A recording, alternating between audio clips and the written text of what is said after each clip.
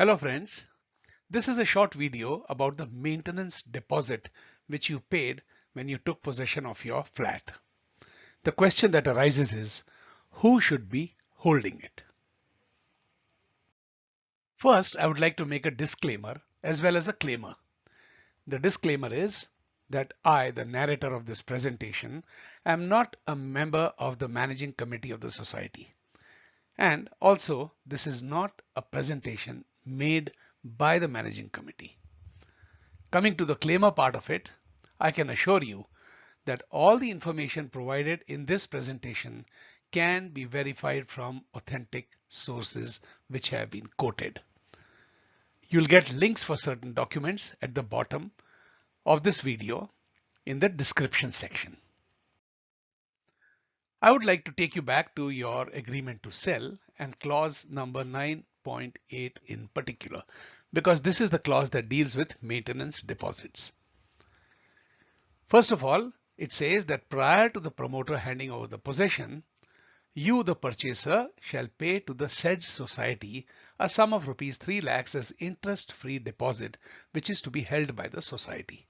And it will be managed by the Athashri Foundation and the society. In particular, please make note of the fact that it says that the maintenance deposit will be paid to the society and it will be held by the society. You will soon realize that neither of these conditions are being met today. Continuing further with the clause number 9.8 of the agreement to sell, we find it says that this maintenance deposit shall be invested in any bank or other investments in consultation with the society. The accounts will be operated jointly by the society and the foundation. There will be 5 authorized persons, 2 from the foundation, 3 from the society, and all checks will be signed by the foundation and the society according to this arrangement. Once again, take note of the fact that it says it can be invested in a bank or any other investments. But there's a rider which says with consultation of the society. We had a general body meeting, a special general body meeting on the 15th of April 2018. And a very important resolution was passed. And the resolution reads as follows: resolved by the special general body by a majority vote to take back 3 lakh deposit made by each flat owner with AHPL into society's account and to manage the funds of the society itself. Here we find the word AHPL, which stands for Athashri Homes Private Limited. This word is not mentioned anywhere in the agreement to sell. First of all, let us see how much is our deposit. Well, friends, it's a no-brainer, just a simple arithmetical calculation. 265 members multiplied by 3 lakhs is just short of 8 lakhs. In fact, the amount is a little over because of some interest that has accrued to it and has not been spent. So our maintenance deposit collectively is 8 crores approximately. Now, where is my maintenance deposit? It is kept in fixed deposits in the name of Athashri Homes Private Limited. Now, what is this entity? This entity is involved in real estate development. These are the words which I have taken from the red herring prospectus, which was submitted by PSCL, Paran Schemes Construction Limited, to the Securities and Investment Board of India, SEBI. According to information available on the Ministry of Corporate Affairs, the paid up capital of this particular company is only 10,000 rupees. The authorized capital though is 1 lakh rupees. Out of this 10,000, the parent company PSCL has shares worth 9,980. And the two Paransway brothers are holding 1 share each of 10 rupees each. That makes up the share capital of 10,000 rupees of AHPL, which is holding 8 crore rupees that belong to us.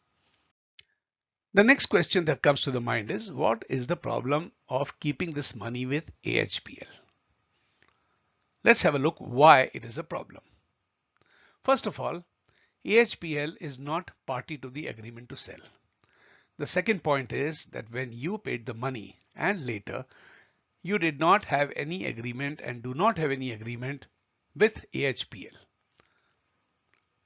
It is not a deposit under RBI acceptance of deposit rules, which in any case allows only 10% of the paid up capital to be raised. The paid up capital is only 10,000 rupees. In other words, AHPL is entitled to raise only 1,000 rupees as a deposit. Certainly, 1,000 is nowhere close to 8 crores which we have paid. This is not a business advance and it is not a secured or an unsecured loan of any kind. Lastly, it is not a security deposit. Now you should be wondering why we paid the money to AHPL and not to the foundation. Rather, this money should have been paid according to clause 9.8 to the society. But assuming that the society was not formed and that the promoter was acting as a trustee on behalf of the society, this money should have come to the society when it was formed 3 years ago. Some people will ask that there is no tax deduction on this deposit with AHPL, and that if we were to take it back, the society would end up paying income tax. And that income tax, gentlemen and ladies, is around 30% of the return that we get on the investment. So why don't we carry on with the arrangement? In the previous slide, we just saw why. Let us now try to understand why we do not pay income tax on the maintenance deposit, or why AHPL also doesn't pay. Because if they were paying, they would certainly charge you. It's simple. The interest on FDRs is collected by AHPL, and AHPL is not paying income tax on that simply because it is not making a profit. It's a loss-making company.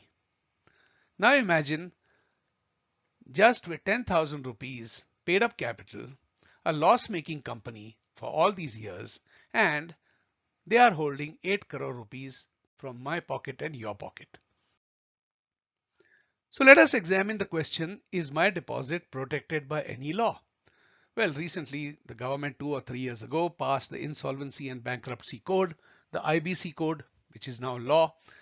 And there are a lot of companies who have gone insolvent or bankrupt, and the depositors or the lenders are protected by this law. Mind you, we are neither lenders nor are we depositors. So the simple answer is my deposit is not protected by any law.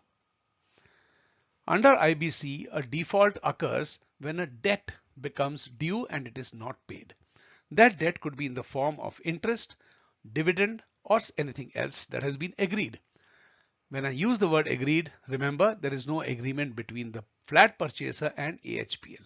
So we are not covered by any Insolvency and Bankruptcy Code chapter or section. Maintenance deposit is not a debt, and clause number 9.8 does not guarantee any return. There is no number in terms of dividend or interest. It simply says whatever return on investment occurs, and as a matter of fact, it does not even define what are the headings which will be used. This deposit will be used and spent on. Mind you, if anybody is losing money by making a bad investment choice, that is not a crime. The company which holds your deposits could turn around and said, well friends, sorry, I have not made any money out of this investment. It has just become a loss. Sorry and bye-bye. You have no protection whatsoever. Mind you, losing money in a bad business is not a crime. It is not a fraud either. Another question that now comes to the mind is how much of our deposit is actually in fixed deposits? You will recall that our deposits amount to nearly 8 crores. In a recent disclosure which AHPL made to the society officials, of which I am privy, it has been disclosed that only 6 crores and 64 lakhs. 6 crores and 64 lakhs are held in fixed deposits. The remaining amount of money is not in fixed deposits. So don't be under the impression that 8 crores is in fixed deposits. It is not. They have declared that the balance 1 crore 52 lakhs is invested in business by AHPL since June 2019. Now, mind you, if you go back to clause number 9.8, the foundation, whatever its functions, was supposed to keep that money in safe custody for 3 years, after which they were free to invest in any business that they like. The 3 years are over before June 2019, and in any case, they were supposed to consult and inform the society, and neither was the society informed nor consulted. It was only when persistent inquiries were made that this fact was revealed to us. Of course, they have given an assurance that till the FDRs are returned back to the society, the entire amount is transferred to the account of the society. Till that time, they will be paying an interest of 7.6% on the amount of 1 crore 52 lakhs. That much is on record. The question that arises now is, once the money is back with us, how much income tax will we pay? That depends on where you keep the money. If the FDRs are kept with private banks, in that case, we are liable for income tax. Anything more than 40,000 which comes by way of interest will be charged at 30%. So that is a very heavy amount to pay. The next option is to keep the FDRs with nationalized banks. The same rule applies, and that is also not a very good investment. You lose 30% of your interest above 40,000 as income tax. So what is the other option where we can avoid paying income tax? That happens to be to keep fixed deposit receipts with cooperative banks. If that is done, then there is absolutely no tax. That interest will be tax free. Now, who says so?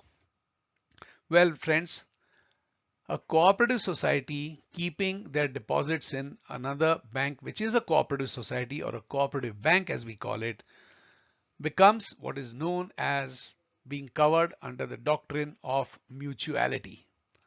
There is a mutuality between the two cooperative societies which have the same aim of serving society. And this has been spelled out very clearly in various judgments. All the judgments coming from the Income Tax Appellate Tribunal, or the ITAT, which is the final authority on all income tax matters, has clearly stated over and over again, and I can provide you with the references which you will find at the bottom of this video in the description section, has repeatedly said that any income that a cooperative society makes from a deposit by way of interest from a cooperative bank is not taxable. High courts have confirmed the same, and the highest court of the land, the Supreme Court of India, has also stated the same thing. So what are the conditions under which no tax is to be paid on interest derived from fixed deposits in cooperative banks? Well, you can find this in the Income Tax Act, section 80, bracket P, bracket 2, bracket small d. This is what applies to us. It says that if the assessee is a cooperative society, which is us, any income by way of interest or dividend from investment in a cooperative bank, the whole of such income shall be deducted from the assessed income. In simple language, it means interest coming to a cooperative society from a deposit in a cooperative bank is tax free. And this has been held so by ITAT, the High Courts, and the Supreme Court of India. Naturally, the question that arises is, how safe are cooperative banks? Everyone has got a doubt in their minds, I shall be covering that in the next video. But let me tell you that the recent Banking Regulation Amendment Act 2020, which was passed very recently in the month of September, states that urban and multi-state cooperative banks will come under the direct supervision of the Reserve Bank of India. And they will get the same protection as all other private or nationalized banks on their deposits. Cooperative banks will still continue to be cooperative societies covered by the Cooperative Societies Act in the state where they are registered, or in the states if in the case of multi-state cooperative banks. So friends, that brings us to the end of the first video. Please watch the next video because that relates to cooperative banks and how to choose the correct bank. To summarize, maintenance deposits must be with the society. As a matter of fact, if we have not paid the society can always demand, since we already have taken a possession of the flat. They have no business to be with AHPL, which is not party to our agreement to sell.